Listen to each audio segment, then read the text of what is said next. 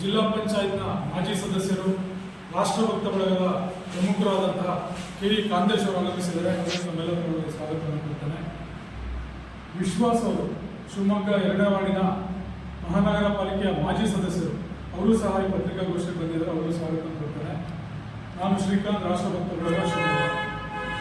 ಬಂಧು ಮಿತ್ರರೇ, Sharavati pump storage ಯೋಜನೆ ಏನಿದು ಪಶ್ಚಿಮ ಘಟ್ಟಗಳಲ್ಲಿ ನಡೀತಾ ಇದೆ, ಆ ಒಂದು ಯೋಜನೆ ವಿರುದ್ಧ ಮಾಹಿತಿ ನೀಡಲಿಕ್ಕಾಗಿ ಈ ಒಂದು ಪತ್ರಿಕಾಗೋಷ್ಠಿ ಕರೆದಿದೆ. ತಮಗೆಲ್ಲ ಗೊತ್ತಿದೆ, ಈ ಶರಾವತಿ PSP ಯೋಜನೆ ಸಿಂಗಳೀಕ ಅಭಯಾರಣ್ಯದ ಹೃದಯ ಭಾಗದಲ್ಲಿ ನಡೀತಾ ಇದೆ.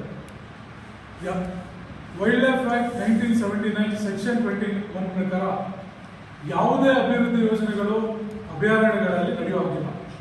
ಅರಣ್ಯ ಉನ್ನತೀಕರಣಕ್ಕೆ ಪ್ರಾಣಿಗಳಿಗೆ ಪೂರಕವಾಗಿರುವಂತಹ ಅಭಿವೃದ್ಧಿಗಳನ್ನು ಬಿಟ್ಟು ಬೇರೆ ಯಾವುದೇ ತರಹದ ಅಭಿವೃದ್ಧಿ ಯೋಜನೆಗಳನ್ನು ಅಲ್ಲಿ ಕೈಗೊಳ್ಳಲು ನಿಷೇಧವಾಗಿದೆ. ಆದರೂ ಸಹ ಸರ್ಕಾರ ಈ ಒಂದು ಶರಾವತಿ ಸಿಂಗಳೀಕ ಅಭಯಾರಣ್ಯದಲ್ಲಿ ಯೋಜನೆ ಮಾಡಿಕೊಂಡಿದ್ದು ತುಂಬಾ ಖೇದಕರವಾದ ಸಂಗತಿ. ಈ ಸಿಂಗಳೀಕ ಅನ್ನೋದು ಒಂದು ಅಳಿವಿನಂಚಿನಲ್ಲಿರುವ ಎಂಡೇಂಜರ್ಡ್ ಸ್ಪೀಶೀಸ್, ಮಂಗ ಜಾತಿಯ ಒಂದು ಪ್ರಭೇದ. ಈ ಸಿಂಗಳೀಕದ ಅಭ್ಯುದಯಕ್ಕೋಸ್ಕರನೇ ಶರಾವತಿ ಸಿಂಗಳೀಕ ಅಭಯಾರಣ್ಯವನ್ನ ಕೇಂದ್ರ ಸರ್ಕಾರ ಹುಟ್ಟಾಕಿರೋದು. ಸುಮಾರು ಇಡೀ ದೇಶದಲ್ಲಿ ಒಂದು 4,000 ಸಿಂಗಳೀಕ ಮಂಗಗಳು ಮಾತ್ರ ಉಳಿದಿದೆ. ಅದರಲ್ಲಿ ನಮ್ಮ ಶರಾವತಿ PSP ಯೋಜನೆ ಏನಾಗ್ತಿದೆ, ಅದರಲ್ಲಿ ಸುಮಾರು 700 ಮಂಗಗಳು ಇವತ್ತಿಗೂ ವಾಸ ಮಾಡ್ತಾರೆ. ಶರಾವತಿ PSPಲಿ ಇದಷ್ಟು ನಾಶ ಆಗುತ್ತೆ, ಇದರಲ್ಲಿ ಯಾವುದೇ ರೀತಿ ಅನುಮಾನ ಇಲ್ಲ. ಎಲ್ಲಕ್ಕಿಂತ ಮುಗಿಲಾಗಿ ನಮ್ಮ ಪಶ್ಚಿಮ ಘಟ್ಟಗಳಲ್ಲಿ ಈಗ ಆಲ್ರೆಡಿ ಸಾಕಷ್ಟು ಯೋಜನೆಗಳು ಆಗೋಗಿದೆ. ಲಿಂಗನಮಕ್ಕಿ ಇರ್ಬೋದು, ಹಿರೇಭಾಸ್ಕರ ಇರ್ಬೋದು, ಸಾಕಷ್ಟು ಯೋಜನೆಗಳಿಂದ ಲಕ್ಷಾಂತರ ಜನ ನಿರಾಶ್ರಿತರಾಗಿದ್ದಾರೆ. ಇದುವರೆಗೂ ಅವರಿಗೆ ಸಹ ಸರಿಯಾದ ರೀತಿಯಾದ ಪರಿಹಾರ ಕೊಟ್ಟಿಲ್ಲ. ಈಗ ಆಲ್ರೆಡಿ ಇನ್ನೊಂದು ಹೊಸ ಯೋಜನೆಯನ್ನು ಸರ್ಕಾರ ತರಲಿಕ್ಕೆ ಹೊರಟಿದೆ. ಈ ಯೋಜನೆಯಲ್ಲಿ ಏನು ಪ್ರಾಜೆಕ್ಟಿನ ಕೂಲಂಕುಷ ಪರಿಶೀಲನೆ ಮಾಡಲಿಕ್ಕೆ ಮಾಹಿತಿ ಹಕ್ಕಿನಡಿಯಲ್ಲಿ ಈ ಪ್ರಾಜೆಕ್ಟಿನ DPR ನಾವು ಕೇಳಿದ್ವಿ KPC ಅವರಿಗೆ, ಕರ್ನಾಟಕ ಪವರ್ ಕಾರ್ಪೊರೇಷನ್. ಇದುವರೆಗೂ ನಮಗೆ ಅವರು ಈ ಪ್ರಾಜೆಕ್ಟಿನ DPR ಕಾಪಿನ ಕೊಟ್ಟಿಲ್ಲ.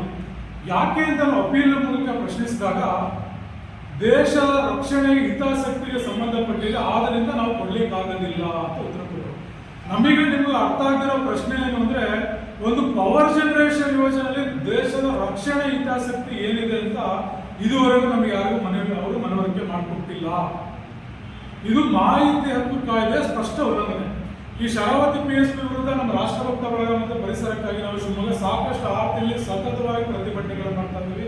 ನಮಗೆಲ್ಲ ಪ್ರತಿಭಟನೆ ಹೋರಾಟದ ಫಲವಾಗಿ ಸುಪ್ರೀಂ ಕೋರ್ಟ್ ಅಡಿಯಲ್ಲಿ ಏನು ಕಾರ್ಯನಿರ್ವಹಿಸುತ್ತೆ ಸೆಂಟ್ರಲ್ ಎಂಪವರ್ಡ್ ಕಮಿಟಿ, ಅಂದ್ರೆ ಇದು ಏನು ಕಮಿಟಿಯ ಜವಾಬ್ದಾರಿ ಏನು ಅಂದ್ರೆ ಕೇಂದ್ರ ಸರ್ಕಾರದ ಪರಿಸರ ಇಲಾಖೆ ಮತ್ತೆ ಸುಪ್ರೀಂ ಕೋರ್ಟಿಗೆ ಪರಿಸರಕ್ಕೆ ಸಂಬಂಧಪಟ್ಟ ಅಭಿವೃದ್ಧಿ ಯೋಜನೆಗಳಿಂದ ಪರಿಸರಕ್ಕೆ ಆಗುವಂತಹ ಸಾಧಕ ಬಾಧಕಗಳನ್ನ ಅವರು ಇನ್ವೆಸ್ಟಿಗೇಟ್ ಮಾಡಿ ಅದನ್ನು ಸುಪ್ರೀಂ ಕೋರ್ಟ್ ನ್ಯಾಯಮೂರ್ತಿಗಳಿಗೆ ಪರಿಸರ ಇಲಾಖೆಗೆ ಕಾನೂನುಗಳನ್ನು ರೂಪಿಸಲು ಮತ್ತು ಯೋಜನೆಗಳಿಂದ ಆಗುವಂತಹ ಸಾಧಕ ಬಾಧಗಳನ್ನು ವರದಿಯನ್ನು ನೀಡುವಂತ ಒಂದು ಹೈಲಿ ಎಂಪವರ್ಡ್ ಕಮಿಟಿ.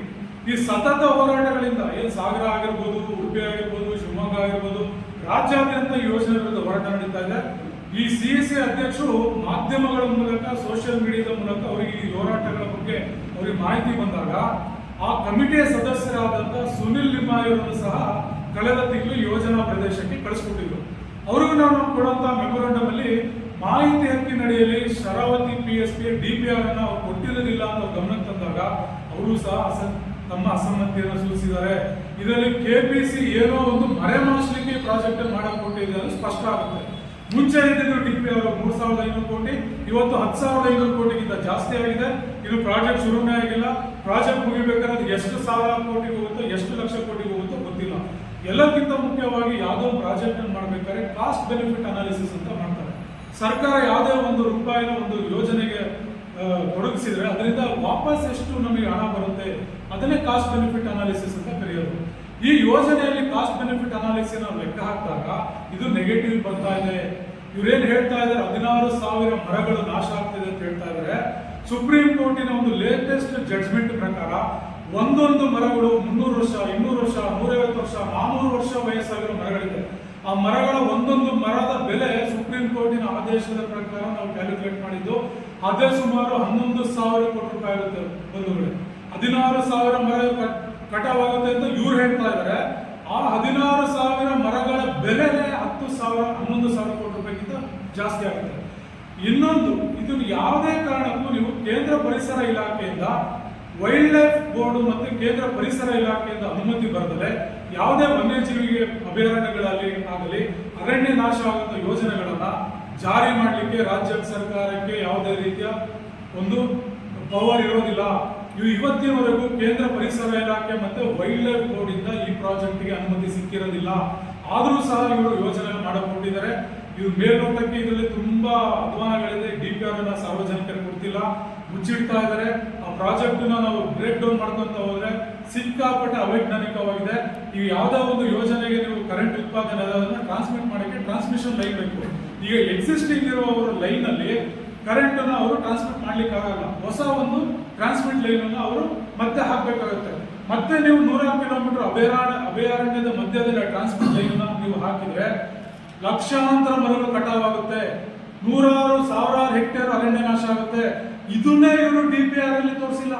ಕರೆಂಟ್ ಉತ್ಪಾದನೆ ಮಾಡ್ತೀವಿ ಅಂತ ಹೇಳ್ತಾ ಇದ್ದಾರೆ, ಆದ್ರೆ ಇದು ಟ್ರಾನ್ಸ್ಮಿಟ್ ಮಾಡಕ್ ಲೈನೇ ಹಾಕಿಲ್ಲ. ಎಷ್ಟು ಅವೈಜ್ಞಾನಿಕವಾಗಿ ಇವರು ಯೋಜನೆ ಜಾರಿ ಮಾಡಕ್ ಕೊಡ್ತಾರೆ. ಇದೇ ಎಲ್ಲ ಇವರ ತಪ್ಪುಗಳೆಲ್ಲ ಮರೆಮಾಚಿಗೆ ಇವರು DPR ಅನ್ನು ಕೊಡ್ತಿಲ್ಲ ಅಂತ ನಮ್ಮ ಭಾವನೆ. ಇದು ಸಂಬಂಧಪಟ್ಟಾಗಿ ಸಾಕಷ್ಟು ಜನ ಹೈಕೋರ್ಟ್ ಇಂದ ಸ್ಟೇ ತಗೊಂಡ್ಬಂದಿದ್ದಾರೆ. ನಮ್ಮ ರಾಷ್ಟ್ರಭಕ್ತ ಬಳಗ ಮತ್ತು ಪರಿಸರಕ್ಕಾಗಿ ನಾವು ನಿರಂತರವಾಗಿ ಸಾಕಷ್ಟು ಹೋರಾಟ ಮಾಡ್ತಾ ಇದ್ದೀವಿ. ಈ ಹೋರಾಟದ ರೂಪುರೇಷೆಗಳನ್ನು ನಮ್ಮ ನಾಯಕರಾದಂಥ ಕಾಂಗ್ರೆಸ್ ಶಿವಮೊಗ್ಗ ನಗರದಲ್ಲಿ ಈಗಾಗಲೇ ಕಳೆದ ಅನೇಕ ತಿಂಗಳುಗಳಿಂದ ರಾಷ್ಟ್ರಭಕ್ತ ಬಳಗ ಮತ್ತು ಪರಿಸರಕ್ಕಾಗಿ ನಾವು ತಂಡದಿಂದ ಈ ಒಂದು ಶರಾವತಿ ಪಂಪ್ ಸ್ಟೋರೇಜ್ ವಿರುದ್ಧವಾಗಿ ಅನೇಕ ಹೋರಾಟಗಳನ್ನು ನಾವೀಗಾಗಲೇ ಮಾಡ್ಕೊಳ್ತಾ ಬರ್ತಾ ಇದ್ದೀವಿ. ಕರ್ನಾಟಕ ರಾಜ್ಯದ ಮಾಜಿ ಉಪಮುಖ್ಯಮಂತ್ರಿಗಳಾದಂಥ KS ಈಶ್ವರಪ್ಪನವರ ನೇತೃತ್ವದಲ್ಲಿ ಅಹೋರಾತ್ರಿ ಧರಣಿನೂ ಕೂಡ ನಾವೀಗಾಗಲೇ ಮಾಡಿದ್ದೀವಿ. ಈಗಾಗಲೇ ಹೈಕೋರ್ಟ್ನಲ್ಲಿ ಸ್ಟೇ ಇದ್ರೂ ಕೂಡ CEC ಮುಖಾಂತರ ಅನೌಪಚಾರಿಕವಾಗೋ ಅಥವಾ ಔಪಚಾರಿಕವಾಗೋ ಶರಾವತಿ ಪಂಪ್ ಸ್ಟೋರೇಜ್ ಬಗ್ಗೆ ಮಾಹಿತಿ ತಗೊಂಡು ಹೋಗುವಂಥ ಉದ್ದೇಶ ಏನಿತ್ತು. ಎರಡನೇದು, ಯಾವುದೇ ಒಂದು ಅನುಮತಿ ಕೂಡ ಇವರಿಗೆ ದೊರಕಿಲ್ಲ. ಟೆಂಡರ್ ಯಾಕೆ ಕರೆದ್ರು? ಮೆಗಾ ಇಂಜಿನಿಯರಿಂಗು ಜಾರ್ಜ್ನವ್ರಿಗೆ ಏನು ಸಂಬಂಧ? ಕಳೆದ ಸರ್ಕಾರದಲ್ಲಿ ಸಿದ್ದರಾಮಯ್ಯನವರಿಗೂ ನಾವು ತುಂಬಾ ಸ್ಪಷ್ಟವಾಗಿ ಹೇಳಿದ್ವಿ, ಮಲೆನಾಡಿನ ಹೃದಯ ಭಾಗಕ್ಕೆ ತಾವು ಕೈ ಹಾಕ್ತಾ ಇದ್ದೀರಿ, ದಯವಿಟ್ಟು ಈ ಪ್ರಾಜೆಕ್ಟ್ ಮಾಡ್ಲಿಕ್ಕೆ ಹೋಗ್ಬೇಡಿ, ನಿಮ್ಮ ಮುಖ್ಯಮಂತ್ರಿ ಸ್ಥಾನನೇ ಕಳ್ಕೊಳ್ಳುವಂತ ಪ್ರಸಂಗ ಬರ್ಬೋದು ಅಂತ ಹೇಳಿದ್ವಿ. ಈಗಾಗಲೇ ಅವರು ಮುಖ್ಯಮಂತ್ರಿ ಸ್ಥಾನವನ್ನು ಕೂಡ ಕಳ್ಕೊಂಡಿದ್ದಾರೆ. ಈಗ DK ಶಿವಕುಮಾರ್ ಅವರು ಈಗಾಗಲೇ ಮುಖ್ಯಮಂತ್ರಿಯಾಗಿ ಬಂದಿದ್ದಾರೆ. KJ ಜಾರ್ಜ್ ಅವರು ಶಿವಮೊಗ್ಗ ಉಸ್ತುವಾರಿ ಸಚಿವರು ತಗೊಂಡು ಇಂಧನ ಸಚಿವರು ಕೂಡ ಆಗಿದ್ದಾರೆ. ಕಳೆದ ಬಾರಿ ಬಜೆಟ್ನಲ್ಲಿ 3,500 ಕೋಟಿ ಇದ್ದಂಥ ಪ್ರಾಜೆಕ್ಟ್ ಈಗಾಗಲೇ 10,500 ಕೋಟಿ ಪ್ರಾಜೆಕ್ಟ್ ಈಗಾಗಲೇ ಆಗಿದೆ. ಇದು ಯಾವುದೋ ಒಂದು ಕುಟುಂಬದ ಜೋಬಿಗೆ ದುಡ್ಡನ್ನು ತುಂಬಿಸ್ಕೊಳ್ಳುವಂತ ಒಂದು ಪ್ರಾಜೆಕ್ಟ್ ಇದು ನಮ್ಮೆಲ್ಲರೂ ಕೂಡ ಅನಿಸ್ತಾ ಇದೆ. ಹಾಗಾಗಿ ನಾಳೆ ಬೆಳಿಗ್ಗೆ ಶಿವಮೊಗ್ಗ ನಗರದಿಂದ 115ಕ್ಕಿಂತ ಹೆಚ್ಚು ಬಸ್ಗಳ ಮುಖಾಂತರ 5,500ಕ್ಕಿಂತ ಹೆಚ್ಚು ಜನರ ಒಂದು ಪರಿಸರದ ಈ ಒಂದು ಹೋರಾಟದಲ್ಲಿ ನಮ್ಮೆಲ್ಲ ಪರಿಸರ ಪ್ರೇಮಿಗಳು ಭಾಗವಹಿಸ್ತಾ ಇದ್ದಾರೆ.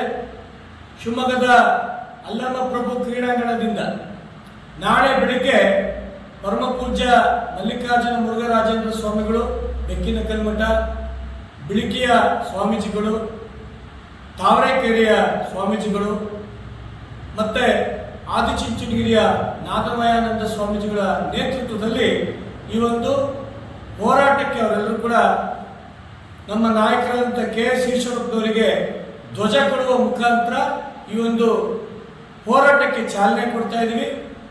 ಸುಮಾರು 10-10:30 ಅಷ್ಟೊತ್ತಿಗೆ ಶಿವಮೊಗ್ಗದ ಸಾಗರದ ಪೊಲೀಸ್ ಚೌಕಿಯಲ್ಲಿ ಬಂಗಾರಮಕ್ಕಿಯ ಮಾರುತಿ ಗುರುಜಿಯವರು ಈಗಾಗಲೇ ಅವರು ತುಂಬಾ ಬಾರಿ ಹೇಳಿದ್ದಾರೆ, ಅನೇಕ ಬಾರಿ ಅವರು ಹೇಳಿದ್ದಾರೆ, ಶರಾವತಿ ಪಂಪ್ಡ್ ಪ್ರಾಜೆಕ್ಟ್ ಏನಾದ್ರು ಆಗತ್ತೆ ಅಂದ್ರೆ ನನ್ನ ಹೆಣದ ಮೇಲೆ ಮಾಡಿ ಅನ್ನುವಂತ ಮಾತನ್ನ ಪರಮ ಪೂಜ್ಯ ಸ್ವಾಮೀಜಿಗಳು ಹೇಳಿದ್ದಾರೆ. ನಾವೆಲ್ಲರೂ ಕೂಡ ನಮ್ಮೆಲ್ಲರಿಗೂ ಕೂಡ ದೈವಿ ಸ್ವರೂಪರಾದಂಥ ಮಾರುತಿ ಗುರೂಜಿಯವರು ಹೇಳಿದ ಮೇಲಲ್ಲ, ಈ ರೀತಿ ಸಾವಿರಾರು ಜನರ ಹೇಳಿದ ಮೇಲೆ ಫಸ್ಟ್ ಈ ಒಂದು ಪ್ರಾಜೆಕ್ಟ್ ಮಾಡಿ ಅದ ನಂತರ ಇದ್ರ ಬಗ್ಗೆ ಯೋಚನೆ ಮಾಡಬೇಕು ಅಂತ ರಾಜ್ಯ ಸರ್ಕಾರಕ್ಕೆ ನಾವು ಈ ಒಂದು ಸಂದರ್ಭದಲ್ಲಿ ಹೇಳ್ತಾ ಇದ್ದೀವಿ. ಹಾಗಾಗಿ ನಮ್ಮೆಲ್ಲರ ಕೋರಿಕೆ, ನಾಳೆ ಏನು ಸಾಗರದಲ್ಲಿ ಈ ಒಂದು ಶರಾವತಿ ಪಂಪ್ ಪ್ರಾಜೆಕ್ಟಿನ ವಿರುದ್ಧವಾದಂಥ ಹೋರಾಟ ನಾಳೆ ಪೊಲೀಸಿನ ವೃತ್ತದಲ್ಲಿ ಏನಾಗ್ತಿದೆ, ತದನಂತರ 3 ಗಂಟೆ ಸುಮಾರಿಗೆ ಕಾರ್ಗಲ್ನ ಕೆಪಿಸಿ ಕಚೇರಿಯಲ್ಲಿ ಕೆಪಿಸಿ ಅಧಿಕಾರಿಗಳು ಕೂಡ ಮನವಿ ಪತ್ರವನ್ನು ಕೂಡ ನಾವೆಲ್ಲರೂ ಕೂಡ ರಾಷ್ಟ್ರಭಕ್ತ ಬಳಗದ ನಮ್ಮೆಲ್ಲ ಪ್ರಮುಖರು ನಾವು ಸಲ್ಲಿಸಿದ್ದೀವಿ. ಹಾಗಾಗಿ ಈ ಒಂದು ಶರಾವತಿ ಪಂಪ್ ಪ್ರಾಜೆಕ್ಟ್ ಏನಿದೆ, ರಾಜ್ಯ ಸರ್ಕಾರ ಇದನ್ನು ತಕ್ಷಣ ಕೈ ಬಿಡಬೇಕು ಅಂತ ಕೋರಿಕೆ ನಾನು ಈ ಒಂದು ಸಂದರ್ಭದಲ್ಲಿ ಮಾಡಲಿಕ್ಕೆ ಇಷ್ಟಪಡ್ತೀನಿ.